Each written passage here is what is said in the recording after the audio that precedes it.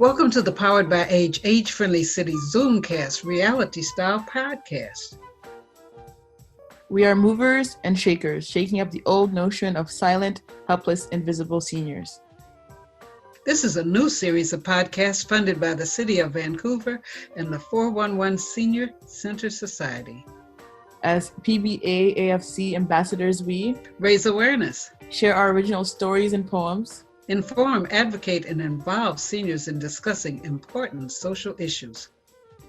In short, these podcasts will help us, you, in creating an age-friendly city for Vancouver today, tomorrow the world. You can hear us everywhere podcasts are heard. Okay, I'm Charlotte Farrell. This is Powered by Age-Friendly City. We are a podcast broadcasting through Zoom. This podcast program was sponsored by a grant from the City of Vancouver and 411 Senior Center.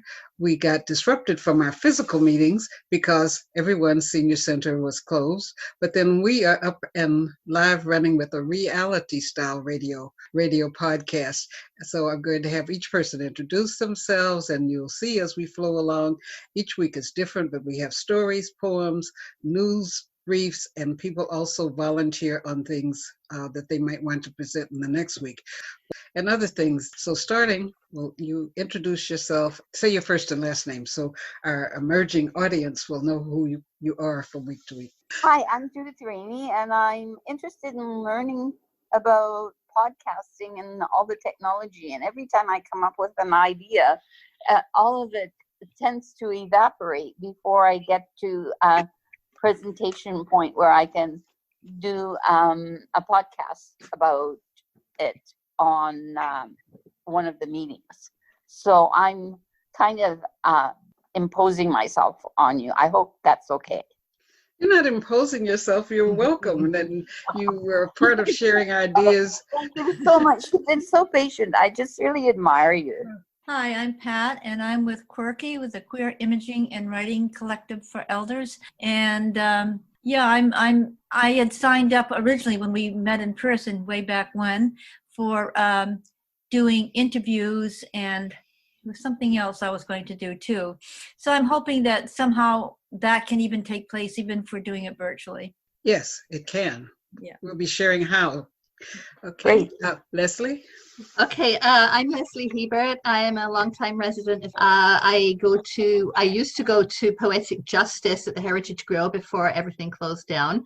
I'm also a member of the New Westminster Literary Arts Society, English as a second language teacher, and part-time writer. Chris Morrissey, and like Pat, I'm also a member of Quirky, the Queer Imaging and Writing Collective for Elders. And I'm somewhat of a writer, though continuing to learn. I've never considered myself one, but I am learning. So I have some things that I have written over the years to share. And one of my big passions is working with LGBTQ refugees. Wonderful. And Chris is one of the people that's going to be sharing a story with us today. Neil? Yes, good afternoon. My name is Neil Ryan. I am a writer. I have a couple of published books, but this is the only one that is on Amazon right now, and it's called From the Other Side. And that's where most of my poetry comes from. It's a book with three short stories, about 40 poems and about 40 haikus as well. So it's a really great book. It's full of love and full of energy. And I'm an old guy and healthy, happy, and isolated. I share my space with somebody, so we get to keep each other company. So I'm a happy, healthy, and mostly sane writer. Oh, one last thing. I got an email from my grandson who's 9 years old. I wrote a story called Bluebonnets Grow Wild in Texas. And I sent it to him to read. And he sent me an email last night, said it was a great story. So, hey, listen, everything else is a little bit less than that. So Good afternoon, everyone. I'm Gail Harwood, and I am a happy resident of the People's Republic of East Van. I've been a writer all my life, but teaching overseas in Nigeria and Zimbabwe, and traveling throughout Asia, and teaching in the downtown East Side for 23 years has kind of gotten in the way of me publishing anything, except recently. This is my book, Matty's Dread, and it's basically a historical fiction about one agricultural year in the bush in Zimbabwe after the Civil War. And I just started writing poetry lately, which is really nice because that's what I started with. So I'll be presenting. I'm also, in my pre-teaching life, did practice as a journalist in Barrie, Ontario. And I have a couple of spiritually minded engineers in my back pocket, all ready for an interview.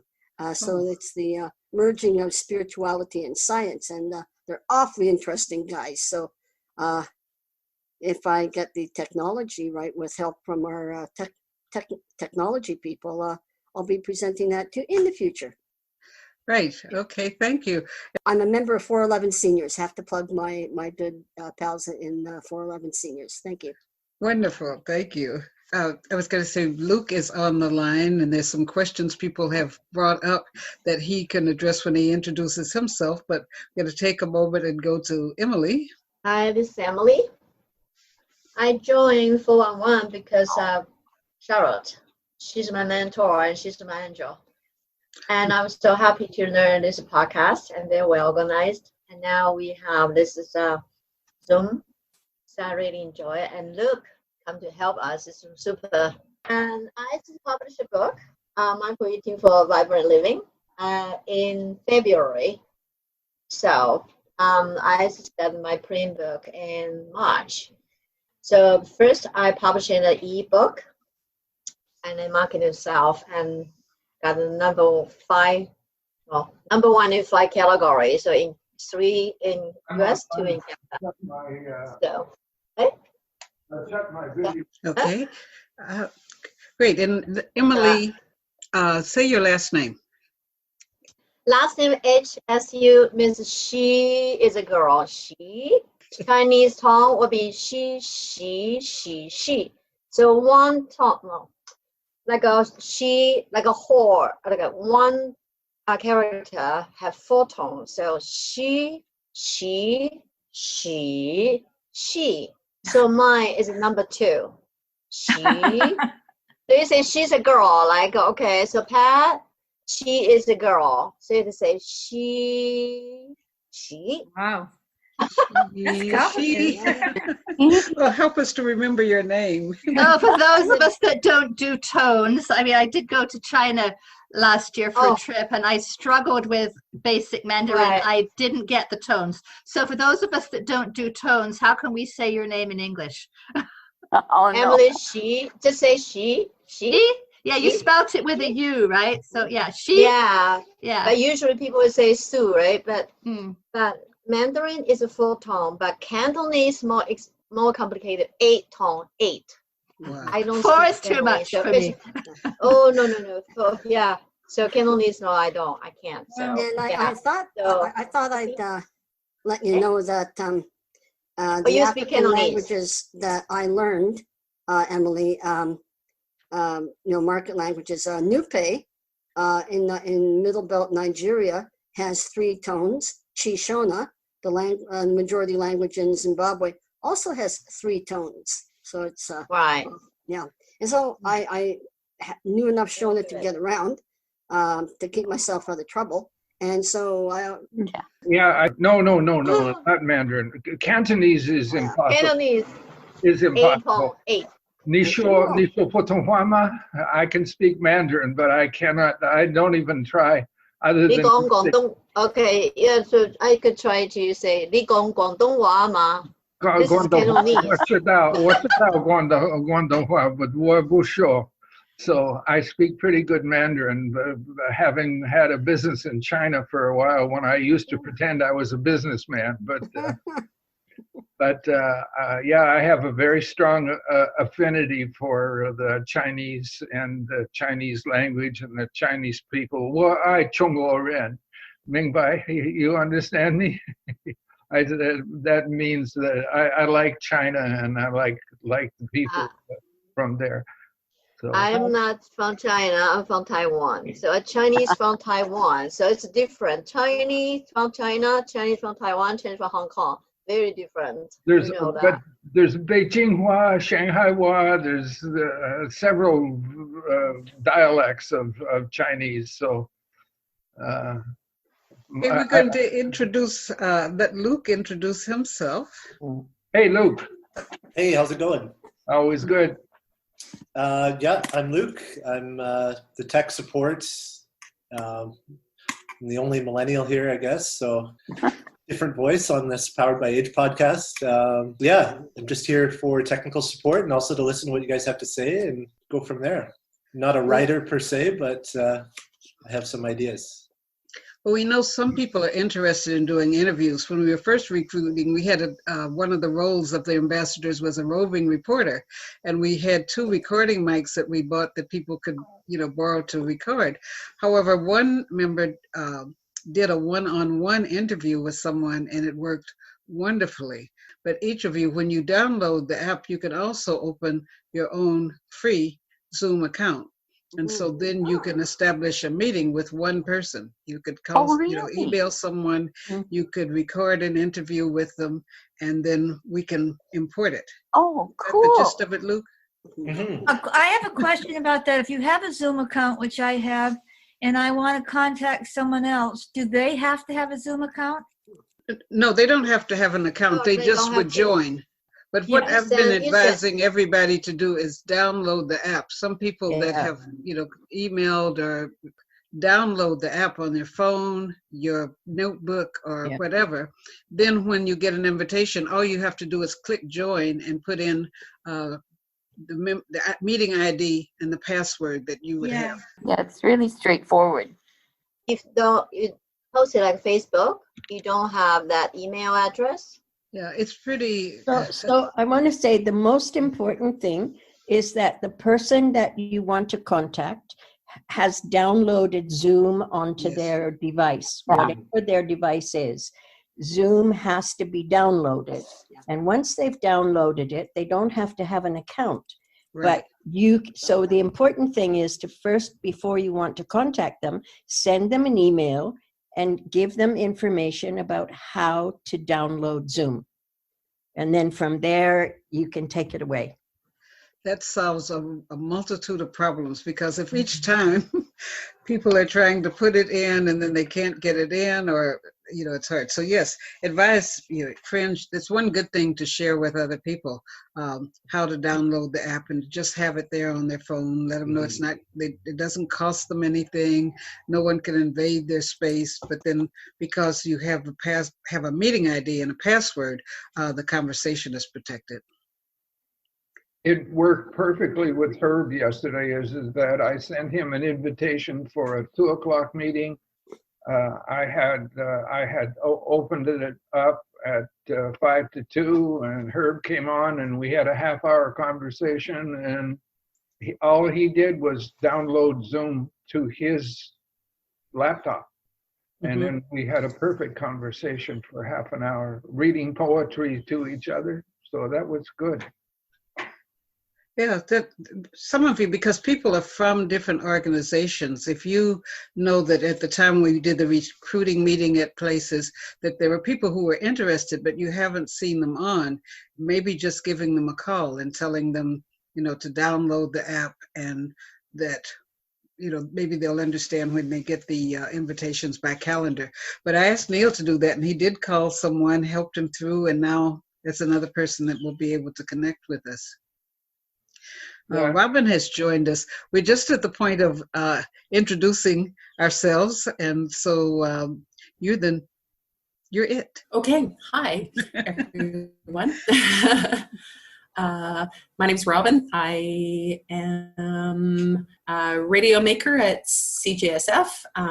I help people to make community radio, so that's part of the reason why I'm here, and can hopefully be a resource for you as we work on making some audio for this podcast together. So as we said at the end of each week, the way that we've been going with our reality Zoomcast, people volunteer to read a story, do a poem, or if they've done an interview, we get that scheduled in.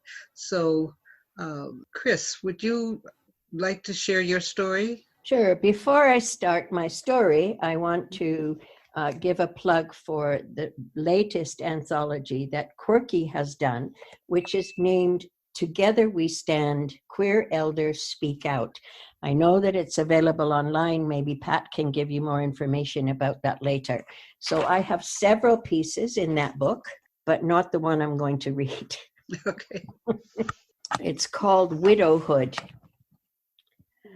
I don't know whether to scream or burst into tears. My name is Chris, and I'm a widow. Not that I think of myself in those terms. Single is the word that comes to mind. Anyway, according to some, even to myself, how can I be a widow? After all, I was in a common law relationship, and a same-sex one at that. So does that explain the experiences that are giving rise to my extreme feelings? It all began, well, who knows when it really began? With my partner Bridget's dementia diagnosis, with her death. I suppose her death is what gave the most immediate rise to the events that followed. There's so much paperwork that has to be done when someone dies, and paperwork is the last thing on the survivor's mind. In fact, there is very little on my mind. Mostly it's in my heart. I guess the expert would say that it's all in the mind. The heart has little to do with it all, except keep blood pumping and oxygen moving. But I digress.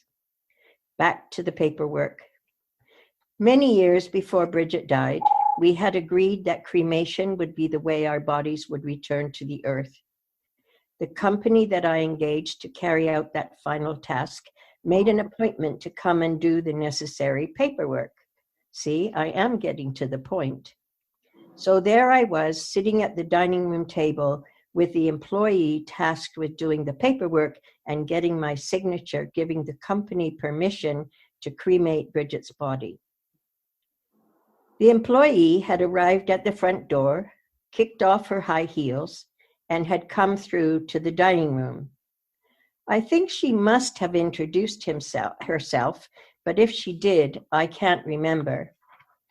She pulled a folder and envelope out of her bag and spread out in front of her a couple of forms that clearly were for me to provide information and signatures. With the mechanics done, they only took a few seconds, she raised her eyes from the table and said, "So what did your husband die of?" My eyes focused on her fingernails. Must be a new style, I thought. Stones encrusted, artificial diamonds. She was my common law partner, I said. I decided to let a couple of days pass. Well, decided isn't exactly the right word. Sadness left me paralyzed. It would take a few days for the anger to kick in. Anyway, a couple of days later, I made the call. "Hello, this is Chris Morrissey. I'm calling about the person who came to my house for me to sign papers for Bridget Call's cremation. I'm calling because your employee arrived. She asked me if the person who had died was my husband." "Just a minute, I will get the file." She must have been sitting next to the filing cabinet because she quickly said, "Well, on my file, it says that you are her partner." "I don't care what it says on my file. I'm telling you what happened." What happened next was unbelievable. Well, it was to me. One more time I heard, "Well, It's in the file. That's when I lost it. Listen, I'm calling to complain. I don't care what the fuck it says on the file. My partner just died, and it shouldn't be my job to educate your employees. I don't want her coming back. Don't want to see her ever again. Click. I hung up. Oh yes, I did eventually get an apology from the owner when he brought Bridget's ashes. Even then, I was the one to bring up the incident. It took him a while to come up with the words sensitivity training. I was tempted to tell him I'd do it myself. It just stopped myself. You'd think that things would go smoothly after that. Forget it. I'll spare you all the gory details of the next painful, insulting interaction. Access to money is critical when someone dies. Imagine my surprise when I used our credit card and it didn't work. Mhm. Sometimes it's the machine, so I went to a second machine. What the heck? Didn't process my card either. Next to the cashier. This was the pits.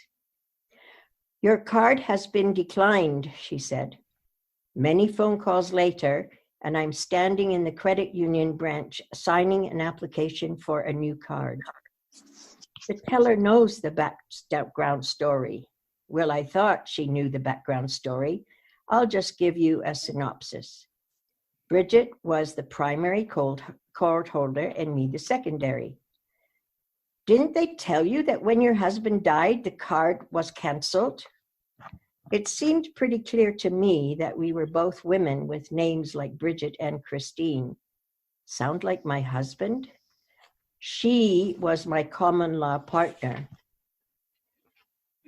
They say bad things come in threes, so I shouldn't have been surprised. Yep, you guessed it.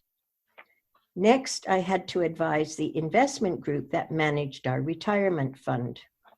Don't get excited. I didn't. We don't have that much money in our fund. But since Bridget's beneficiary, I had to tell them that she had died. Naturally, that meant more paperwork and another person to tell the story to. The company wants to know what relationship you had with the deceased for the forms. Shall I put down friend? We had been clients of this company for around 20 years, and there was a file. She was my common law partner. Put that, I said. What's the mystery? I just don't get it. We live in a very enlightened part of the world and one of the best cities for this kind of thing, or so I thought. So what is it? People can't or don't read these days? Are they incompetent or very sloppy workers? Perhaps. I can't believe that all these people are homophobic. I don't want to believe it. Heteronormative? What? My spell check doesn't even recognize the word. No spelling suggestions appear. One click. Learn. I wish I could hit a button and change the world. And if you don't know what the word means, you are probably one. The end.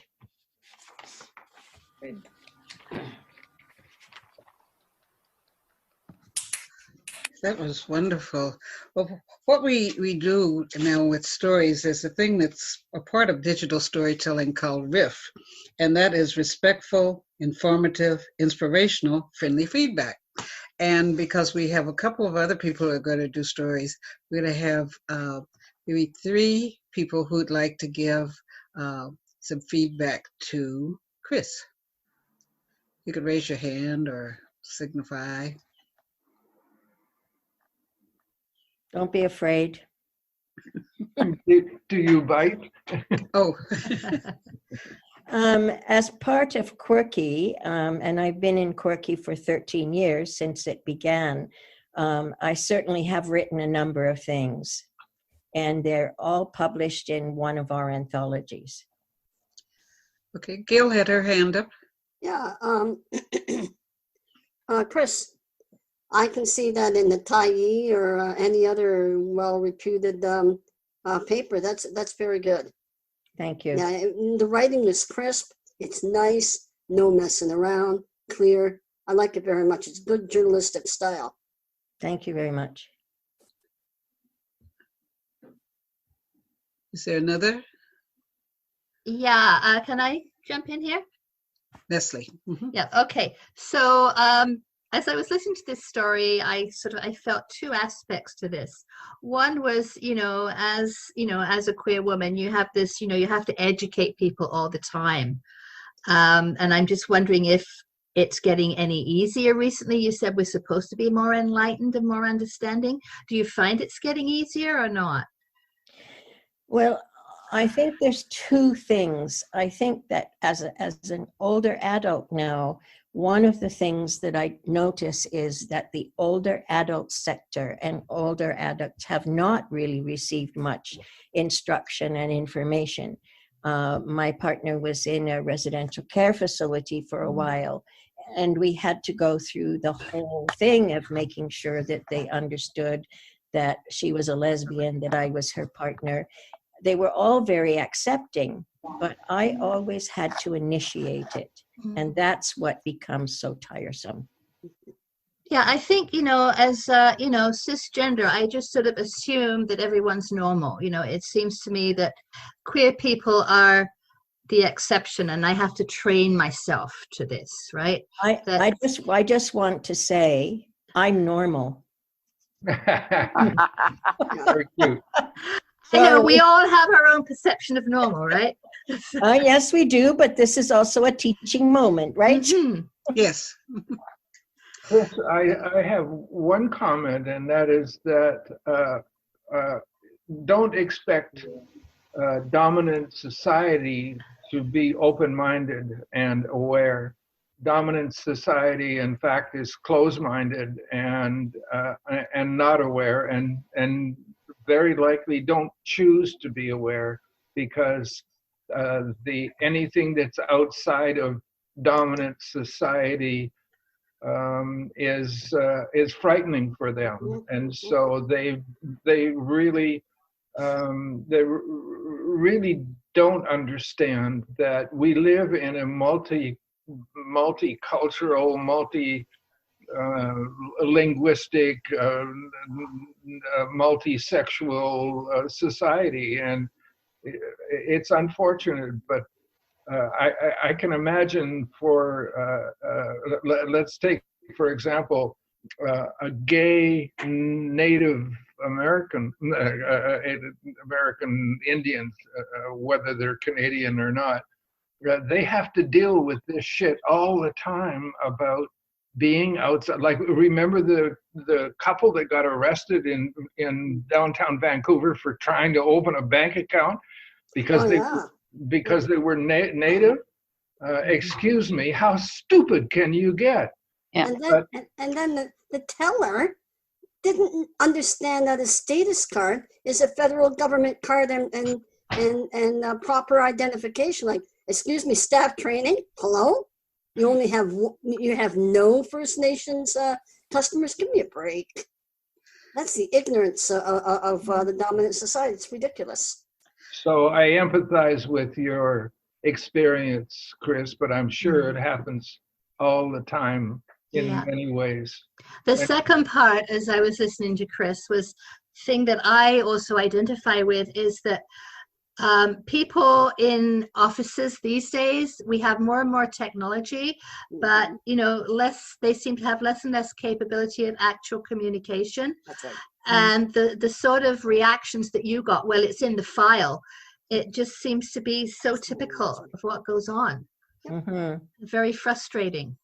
I think that, within the dominant society, there are a lot of people who have been trained because of their jobs or because they wanted to, or they have someone in their family who's LGBTQ, and so there are a lot of people who would question, or ask, is that your partner, or would understand. Mm-hmm. So I wouldn't generalize the whole dominant culture that way. I think there are many people, at least in my life, but I know it's out there, and that's because of social media and all the information, the easy access we have to information and what's going on. But it's mainly people who would be would be at their fingertips and they would think of asking questions if they were in education or in any jobs where you have, those are things you think about because of the people you're dealing with. So yeah. Robin had a comment. I just wanted to say, Leslie, thanks for your feedback, and I trust it all, and that I didn't intend to put you down when you said you think of yourself as normal. However, I know that that's an attitude that heterosexual people have, that we're not normal. Yeah, and I understand that after listening to your story that this is what you're dealing with, that it comes across as difficult for you, which has brought new understanding to me, actually. Yeah. Thank you. Anyway, Chris, I enjoyed your story. Thank you for sharing. You're welcome. It's a very valuable story. Robin, were you going to make a comment? I certainly can. I'm not going to comment on the content so much as the pacing and that kind of thing as a listener.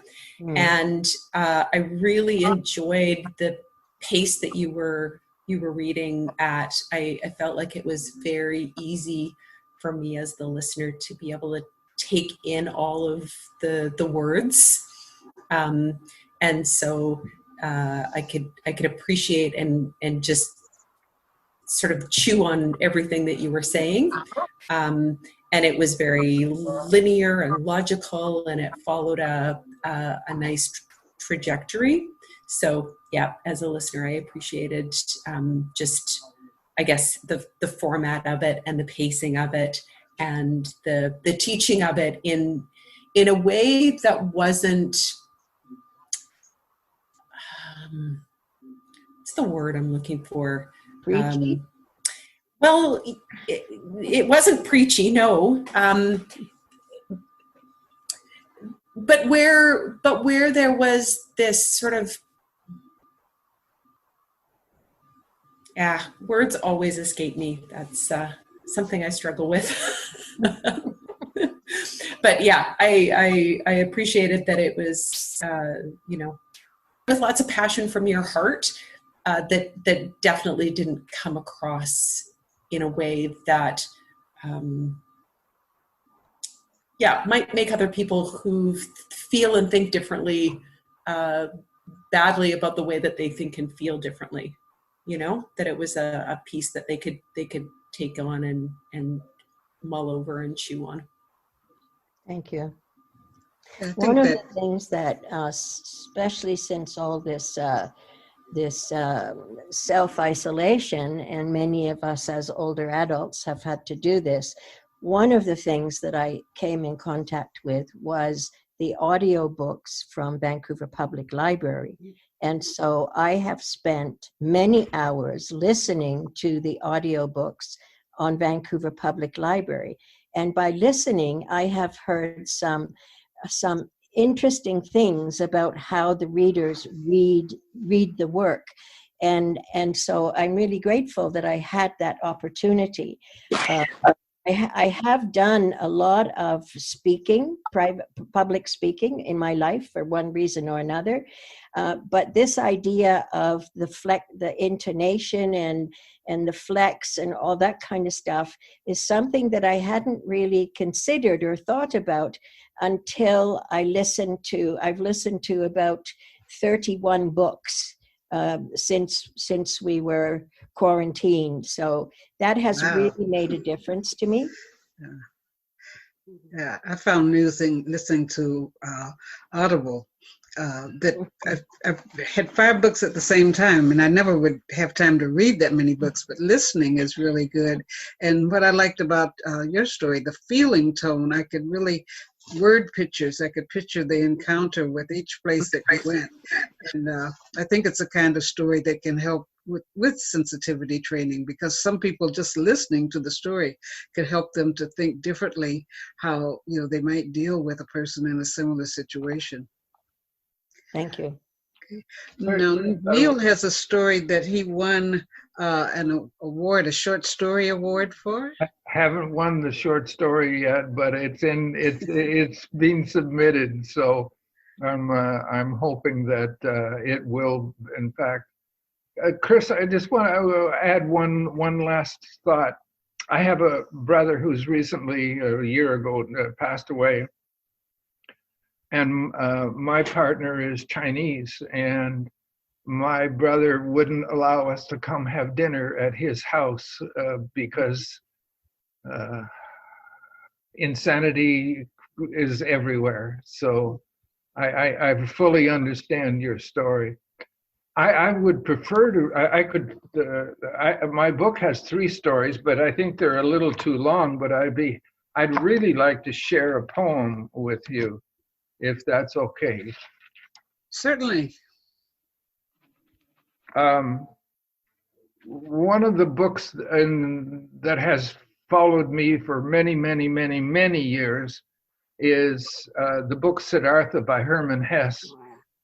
And I did a presentation several months ago of the story and the conditions around India and the British being in charge and so forth. But out of it came a poem for me, and it's called Siddhartha by the River. So this is really my interpretation of the book. I am Siddhartha by the river, surrounded by beauty, living quiet in peace, contemplating the many gifts of the universe. I am Siddhartha by the river, meditating on the delicate essence of internal peace that arrive only in small moments amid the fury and the frenzy of the day. I am Siddhartha by the river, curious about which thought is a teaching, and even more cautious about which thought is a seduction. I am Siddhartha by the river, noting that all dogma with their myths and vested interests have inaccurately guessed at the truth. So there is no true teacher who can show me the way. I am Siddhartha by the river, seeking to follow the path where there is no path, concluding that there is no route to enlightenment save my own. I am Siddhartha by the river, amazed at the life story people create out of their myths, beliefs, and experiences, and then blame the other, unable to see themselves as both cause and effect. I am Siddhartha by the river, wanting to be humble and knowing that wanting is always a distraction from the now. Wanting to be wise and knowing that too is a deviation from now. I am Siddhartha by the river, believing life is a river, ever emerging, ever changing, ever becoming new, flowing from experience to experience to experience. I am Siddhartha by the river, watching all things attempt to seduce my ego by telling me I am apart and separate from the other. Watching the connectedness of all things and observing that the river and the forest come together through me. I am Siddhartha by the river, watching the creation and then the passing of all things, seeing that without the light and the dark, life is without purpose. I am Siddhartha by the river, grateful that within this universe, there is the presence of love while waiting to die and do it all over again. I thought you was going to say something. Does anyone have a riff to? Om. Om Mani Padme Hum. Yes. Namaskar, namaste. Yeah, so I'm not a Hindu, but I love some of the teachings in the Jewish tradition, in the Hindu tradition. One of the most beautiful poems I have ever read is in the Hindus' Bhagavad Gita, and it describes the God is everything, and it's beautiful. And I got a thumbs up from Chris. Thank you, Chris. And Leslie. Yeah. I think there's a lot of poetry, and especially from a lot of different spiritual backgrounds. I mean, it's always been there, but we're seeing a lot of it now with COVID-19 online. And it's quite beautiful because it doesn't matter what, or if you follow any spiritual tradition. I mean, it's there to take what you want out of it. Yeah, I find it very calming. I wanted to say that that just from the written point of view, one of the things that the imagery was fabulous, and I really liked the repetition that kept bringing us back to I Am Siddhartha by the river. That brought us back, always brought us back to that point. So the content was fabulous, amazing. It made me certainly grabbed me. But I also know that the style was incredible. Thank you. Thank you. Judith, were you going to make a comment? No, I'm just enjoying everybody's wonderful and great, amazing lives, and their sharing. Yeah, I would like to support everything that Chris said about the poem. I love the rhythm of it. It's almost like a mantra. I am Siddhartha by the river. And also the metaphor of the river itself, and the fact that the poem talked about flow. It just seemed to be so integrated together. Everything was just so wonderfully constructed. Yeah. I was picturing the river. One of my favorite realizations is that the river and the forest come together through me. I see that as a real gift to understand.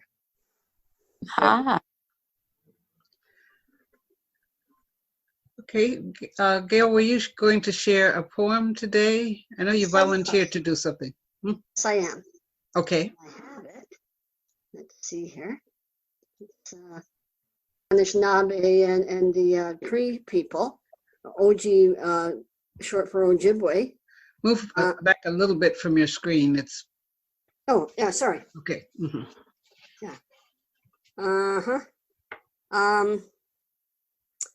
Okay, and Kalahaj is actually the real word for Kalahari. That's what the people in what Kalahaj Desert. Okay. Then and now roads. The highway, Big Shots call 11, is an Oji Cree French road. Métis songs and foot stomping fiddlers fills me off ramps to unlived adventures in places I've never been. But North Bay has a huge Walmart mall, and the bars rock out on Saturday nights, and the repentants howl and blubber in the name of the Lord on hungover mornings. Blessed AM fog blots out the track and films over lead lights in Sudbury's train station, where automated master bites my ticket in its metal maw. I hit the rails to Winnipeg, up through Hornpain, where Grandpa blasted rock, dusting the pines in the gray film, hiding race, religion, and creed from each other. Navvies busting their guts, numbed by Saturday night whiskey, so Bubba's granddaughter can ride the same rails in silver class comfort, raising a glass of Kentucky sip to the ancestors haunting the rails, watching diesel demons eating up the forest. Highway 15, Ukrainian road from Hinton to Mundare, with the world's biggest kubasa gracing City Hall lawn across from the Petrocan. At the village old-timey one-room school, a jar of wheat kernels greets 30 morning faces snailing through the door. Slightly more intense than my 12-year-old. I'm sorry I'm late, sir, as I oozed through the door, leaving behind my daydreaming of distant Amazon and Kalahaj roads, now traveled and remembered. Painting word pictures. Yes. And that seems to be my, that's that. Gail, thank you for that. You cannot understand how many memories I have, because all those places are where I was born in Northern Ontario and traveled. I lived on the shore of Lake Nipigon and yeah, so thank you for that. The one image that really spoke to me was about, I can't remember the exact words, but it was about the silver rails eating into the forest.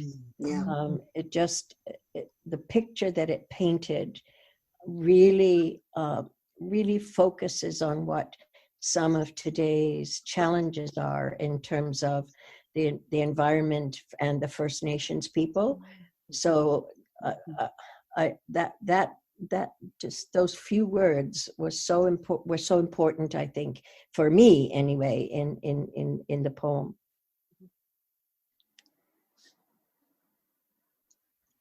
Yeah, the silver rails, that was very, I pictured a train, without saying it was a train, I pictured this big thing barreling down and people hewing out the land so that the trains could go through. And it does help. You could see how sometimes people say within a poem, it could say what 3 pages of paper talking about how nature and how indigenous rights have been violated. You just have that picture. So thank you for those locations and the imagery and concepts that you brought forward.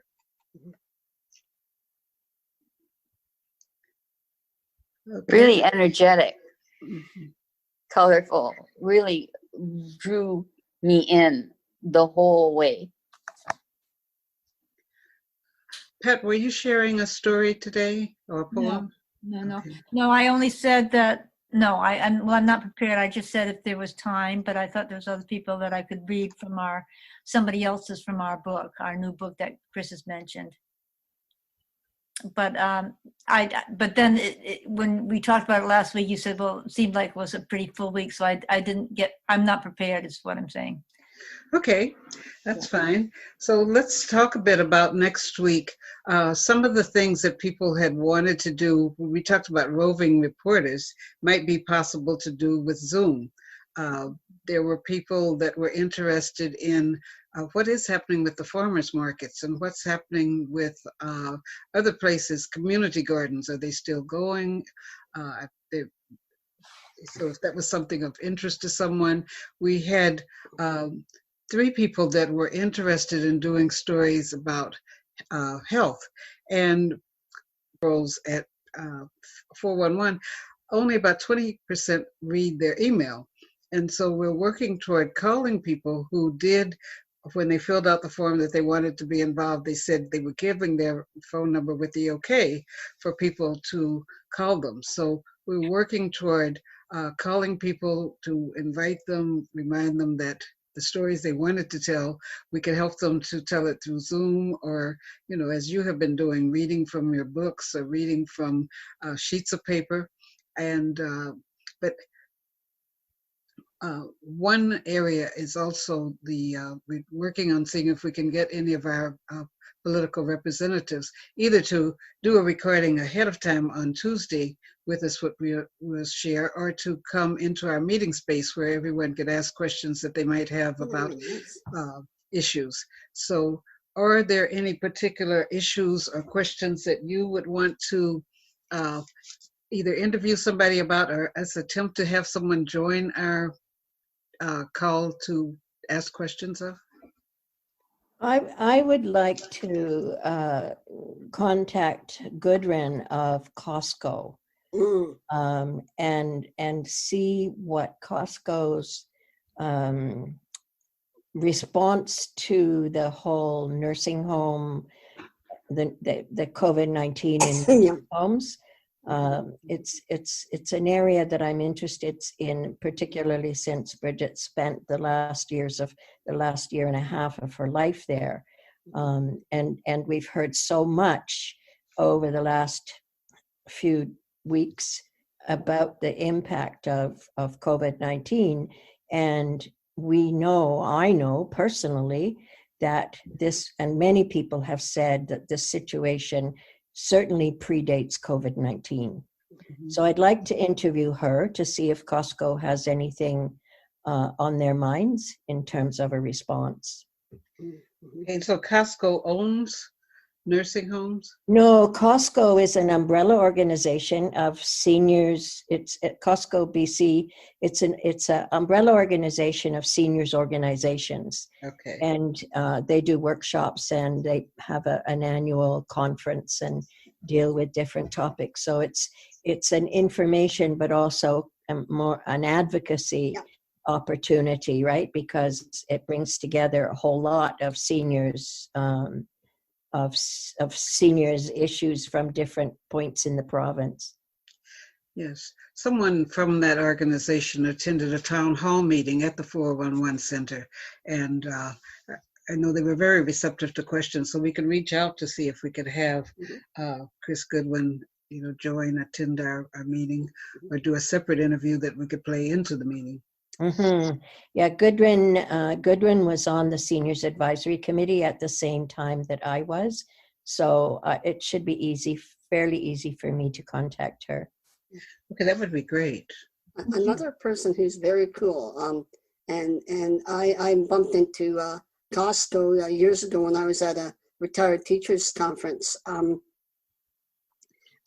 I thought immediately of Isabel McKenzie, who's the seniors advocate for the province. She would be awesome to talk to. Yeah, she would be awesome. One thing that Charlotte, you asked me last week, I read about, the Grandpa John story, and that we were the first, me and my kids were the first family hooked up with in the volunteer grandparents, which had just started.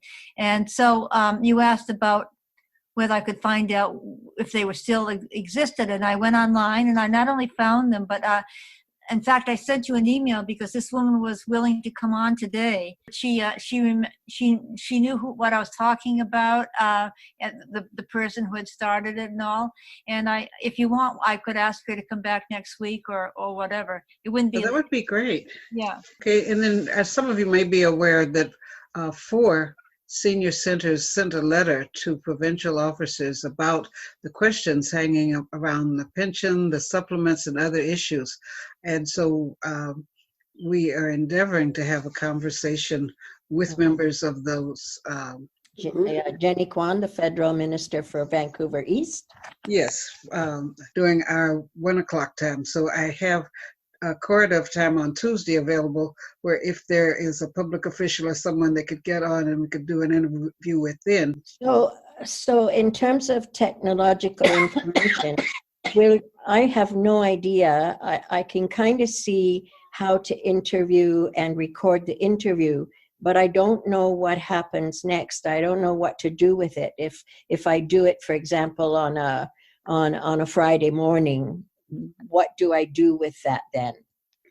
Okay, Luke, can you speak to what happens with recordings? So what's the scenario you're describing? You're interviewing someone over Zoom? If I were to interview someone about a specific issue or topic, and I were to do it at a different time, like, on a Friday afternoon. So I record it via Zoom, and then what do I do? Then you would have to get the file to Charlotte or myself somehow. Probably with somehow. Yeah. What happens right after? Because when you have a Zoom account, it's your personal account. Don't, even if you click out of it. I thought if I end the meeting and didn't stay there, that I wouldn't get the recording. But it records and it goes into your computer, and so then it makes a file that you just click on, just like you were sending a document. You could send the document to me, and then I could get it to Luke. But you would just click on the recording. Okay. Question. Where do you find that recording, though, the finalized recording? Where is it on your Zoom account? It gives you a choice. What I found, it made a file in my computer called Zoom.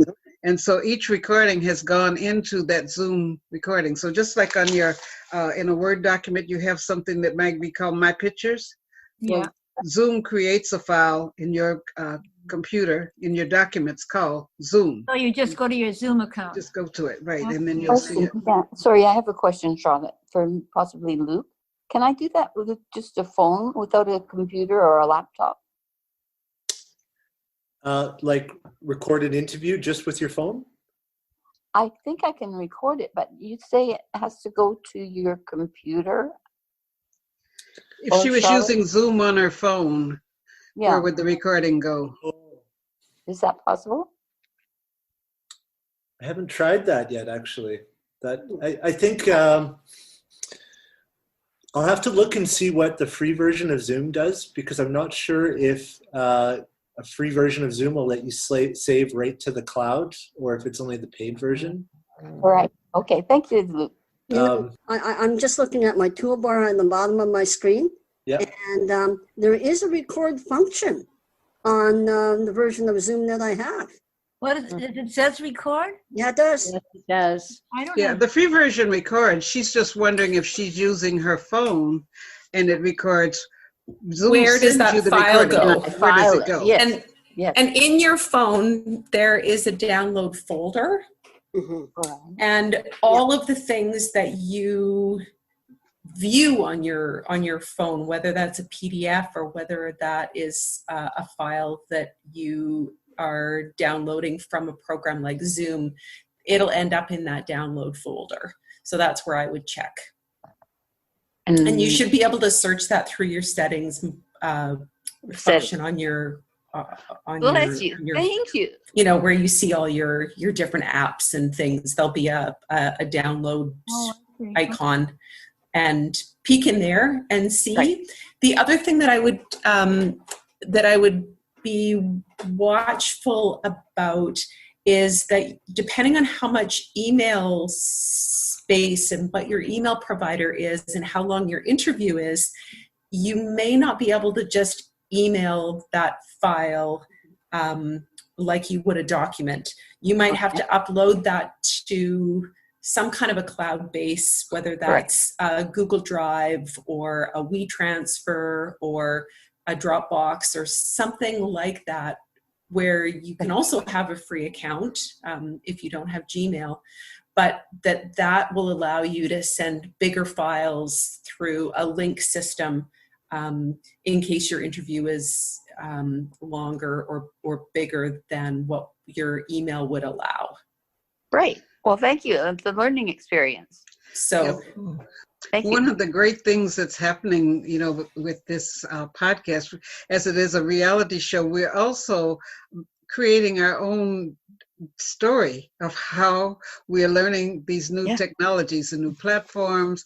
We might be experimenting with other things, but people who are listening, there is a couple of senior centers who want to do something similar. And so they're listening at just our emerging story. If we had everything polished and they just saw the edited stories, they wouldn't know, some people would say, oh, so this is a sharing, teaching moment. And as if people are following us along from the beginning to when we're at, week 20, they'll say, wow, look at all the things they accomplished. Look at how more polished they got, or how many other people they taught to use this. What we know is senior agencies, some of them are losing their facilities, just like they're small businesses who can't pay their space. There are also places using their facilities, and they're looking at and pressing at the higher level, for provincial government or federal government, just like they are giving children in BC laptops, finding a way that seniors could have a laptop or they could have devices. Talking with TELUS today. How long is it going to take? Because I have to do a podcast. But this is a political area or an advocacy area that there's already a model there. Yeah. We are able to do it in education and get 2,000 computers out to homes, knowing the importance of seniors being able to communicate and get all of this advice that different doctors and so forth want to get to them. It's really important to get a computer into their home and to use for technical people to go out and help people get it set up in their home. We know I think, Pat, did you about 1,000 people on the role and importance of seniors across the country, and they were asking people to be collaborative and to come up. And Best Buy was a presenter there, and Best Buy presented that they are training the Geek Squad to take 4 basic health assessments. I know a lot of our friends are quite technologically savvy, but I know there are also a lot of seniors out there that are actually scared of technology, right, as well. Yes. Well, I can say from my experience, Zoom is not an easy thing to figure out. Just in terms of trying to figure out how the meeting scheduling works and how the recordings work. Like, it is not intuitive like Gmail or Google Drive or something like that. Well, in that case, I gotta say to all of us that are here, all this is good for us. Yes. We're not Luddites. At the beginning, I said I'm an old guy. I'm 80 years old. And it's like I'm happy to learn all this stuff. I call it stuff, but. It is stuff. I'm actually quite proud of my husband. He had a Zoom a Zoom appointment with a doctor yesterday, and he navigated the whole thing, and he was quite impressed. She could show him his x-rays, and he could show her the problems he was having with his movement. When it gets to all the things that... One thing we could do in terms, if you have interviews that you want to record with other people, we could schedule it through the Powered by Age account. Just, when you're sending the invite between yourself and the person you're interviewing, also send the invite to Powered by Age, and then we can set up a room on this account that'll manage all the recording.